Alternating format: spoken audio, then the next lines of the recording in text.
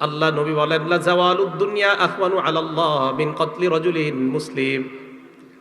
একজন মুসলমানের জীবনের এত দাম, একজন মুসলমানকে হত্যা করার চাইতে পুরা দুনিয়া ধ্বংস করে দেওয়া আল্লাহর কাছে আরো সহজ। সারা দুনিয়া যদি আপনি ধ্বংস করে দেন, আল্লাহর কাছে এই অপরাধটা সহজ। কিন্তু একজন মুসলমানকে হত্যা করা, এই অপরাধটা আল্লাহর কাছে এত কঠিন অপরাধ। নবী বলেন, লা জাওয়ালুদ দুনিয়া আহওয়ানু আলাল্লাহ, পুরা দুনিয়া ধ্বংস হওয়া আল্লাহর কাছে সহজ। কিন্তু একজন মুমিনকে হত্যা করা, এটা আল্লাহর কাছে পুরা দুনিয়া ধ্বংস হয়ে যাওয়ার চাইতে আরো কঠিন। তাহলে একজন মুমিনের দাম আল্লাহর কাছে কম না অনেক বেশি?